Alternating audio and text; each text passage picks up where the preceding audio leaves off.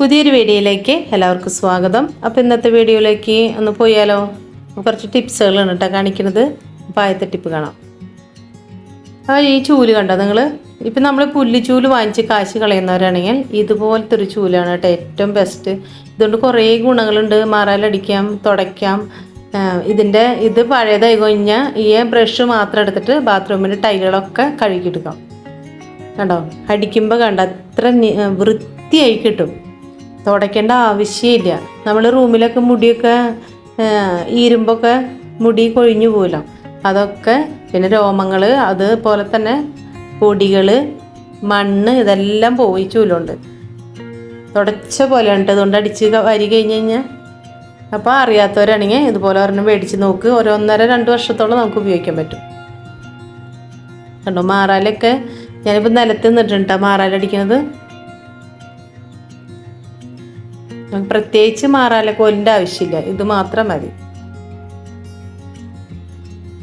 അതുപോലെ തന്നെ ഇതും തുടയ്ക്കാനായിട്ട് ജനലിൻ്റെ ചില്ലൊക്കെ തുടയ്ക്കാനായിട്ട് നമുക്ക് മിക്കവർക്കും മടിയാണ് തുടയ്ക്കാനായിട്ട്. അപ്പോൾ ഇതുകൊണ്ട് ജനലിൻ്റെ ചില്ല് തുടയ്ക്കുന്നത് എങ്ങനെയാണെന്ന് കാണിക്കാം. ഇതുപോലെ ചൂല് ആവശ്യം കഴിഞ്ഞ് കഴിഞ്ഞാൽ കഴുകി വയ്ക്കുക. അപ്പോൾ കഴുകിയ ചൂലുമ്മ നമ്മൾ ഇതുപോലെ പഴയൊരു ബനിയൻ, നമുക്ക് വേണ്ടാത്തൊരു ബനിയൻ ഇതുപോലെ കവർ ചെയ്യട്ടോ, മൊത്തം മൂടുക.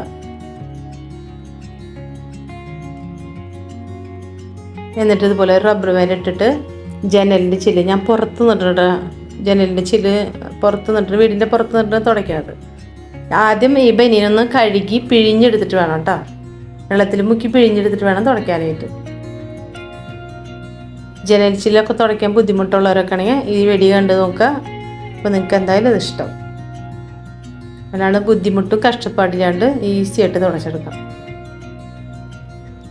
പുറത്തുനിന്ന് എപ്പോഴും പൊടി വരുമ്പോഴേ ജനലിൻ്റെ ചില്ലുമ്പോഴാണ് കൂടുതലായിട്ടും പൊടി വരിക. അടുത്ത ടിപ്പ് കാണാം. ഫ്രിഡ്ജൊക്കെ നമ്മൾ എപ്പോഴും ഫ്രിഡ്ജ് തുടയ്ക്കാനും വൃത്തിയാക്കാനൊക്കെ എല്ലാവർക്കും ബുദ്ധിമുട്ടാട്ടോ, ഭയങ്കര മടിയുള്ള കാര്യമാണ്. ആ ഫ്രിഡ്ജൊക്കെ തുടച്ച് കഴിഞ്ഞ് കഴിഞ്ഞാൽ ഇതുപോലെ പുറത്തുനിന്ന് കവറുകൾ കിട്ടും. ഓരോന്ന് വാങ്ങിച്ചിട്ടുള്ള കവറുകളൊക്കെ എടുത്ത് വയ്ക്കാം.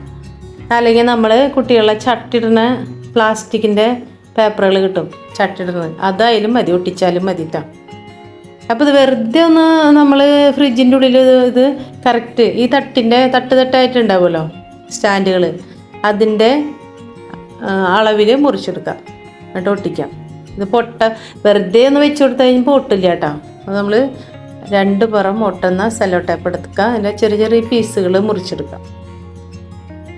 എന്നിട്ട് 2 ഭാഗത്തെ അത് പൊളിച്ച് കളയാം, എന്നിട്ട് ഒട്ടിച്ചു കൊടുക്കുക. 4 ഭാഗത്ത് ഒട്ടിച്ചാൽ മതിട്ടാ. അപ്പോൾ നമ്മൾ 1 കൊല്ലം കഴിഞ്ഞാലും ഫ്രിഡ്ജ് നല്ല വൃത്തിയിലിരിക്കും കേട്ടോ, ഒരു അഴുക്കുണ്ടാവില്ല അതിൻ്റെ ഉള്ളിൽ. അതുപോലെ തന്നെയാണ് നമ്മുടെ തുണികളിടുന്ന ഷെൽഫ് ഉണ്ടല്ലോ, തുണികൾ വയ്ക്കുന്ന ഷെൽഫിൻ്റെ ഉള്ളും ഇതുപോലെ തന്നെ നമുക്ക് കവർ വയ്ക്കാം. വെറുതെ ഒരു കവറും പേപ്പറൊക്കെ ഇട്ട് കഴിയുമ്പോൾ തുണികൾ കയറ്റി വെച്ച് കഴിഞ്ഞാൽ ആ പേപ്പർ അങ്ങോട്ടും ഇടൊക്കെ ഓടിക്കളിക്കും. ഇതാകുമ്പോൾ സെല്ലോ ടേപ്പ് 4 ഭാഗത്ത് ഒരു ചെറിയ കഷ്ണം വീതം ഒട്ടിച്ച് കഴിഞ്ഞ് കഴിഞ്ഞാണ്ടല്ലോ അത് അങ്ങോട്ടും ഇങ്ങോട്ടും നീങ്ങില്ല. ഇതുപോലെ തന്നെ തുണി വയ്ക്കുന്ന സ്റ്റാൻഡും തുണി വയ്ക്കുന്ന ഷെൽഫിലും നിങ്ങളിങ്ങനെ ചെയ്യാട്ടോ. അറിയാത്തവർക്ക് വേണ്ടിയിട്ടാണ്, അറിയുന്നവർക്ക് വേണ്ടിയിട്ടല്ല. കണ്ടോ, ഇപ്പോൾ കുറേ നാൾ ഇതുപോലെ തന്നെ ഇരുന്നോളും. എന്നിട്ട് സാധനങ്ങൾ കയറ്റി വയ്ക്കാൻ അതിൻ്റെ ഉള്ളിലോട്ട്. അടുത്ത ടിപ്പ് വേണം. നമ്മൾ ഈ വെണ്ടക്കായ ഉണ്ടല്ലോ, വെണ്ടക്കായ, മുരിങ്ങക്കായ, ക്യാരറ്റ്, ഇതൊക്കെ ന്യൂസ് പേപ്പറിൽ പൊതിയാം. അല്ല, നമുക്ക് തുണികളൊക്കെ വാങ്ങിക്കുമ്പോൾ ഒരു പേപ്പർ കിട്ടും, ഒരു ബ്രൗൺ പേപ്പർ, അതിൽ പാക്ക് ചെയ്ത് വെച്ചാലും മതി കേട്ടോ. 1-2 ആഴ്ചത്തോളം അങ്ങനെ ഇരുന്നോളും, ഒട്ടും വാടിപ്പോവില്ല. അടുത്ത ടിപ്പ് കാണാം കേട്ടോ. കറിവേപ്പില ഉണ്ടല്ലോ, ഞാൻ 1.5 മാസം മുന്നേ വാങ്ങിച്ച കറിവേപ്പില ഉണ്ട്, പുറത്തുനിന്ന് മേടിച്ചത്. ഇവിടെ ഉണ്ട് കുഞ്ഞു കുഞ്ഞു തൈക്കളാണ്. അത് നമ്മൾ എടുക്കുമ്പോൾ അതൊക്കെ കുരുടിച്ച് പോവും. അപ്പോൾ ഈ കറിവേപ്പില വാങ്ങിച്ചിട്ട് അത് കഴുകാണ്ട് അതിൻ്റെ തണ്ട് ഒടിച്ച് കുപ്പിയിലോട്ട് ഇട്ട് വയ്ക്കുക കേട്ടോ. അപ്പോൾ കുറേ നാൾ നമുക്ക് ഉപയോഗിക്കാം. എൻ്റെ ആവശ്യം കഴിഞ്ഞ് ഫ്രിഡ്ജിലോട്ട് തന്നെ വെക്കണം കേട്ടോ, അല്ലെങ്കിൽ മറക്കുന്ന കഴിഞ്ഞാൽ കേടായിപ്പോവും. അതുപോലെ തന്നെ അടുത്ത ടിപ്പാണ്, നോൺ സ്റ്റിക്കിൻ്റെ പാത്രങ്ങളൊക്കെ നമ്മൾ മീനൊക്കെ വറുത്ത് ഓരോന്ന് ചെയ്ത് കഴിയുമ്പോൾ നേരെ കൊണ്ട് സിങ്കിലോട്ട് കഴുകാണ്ട്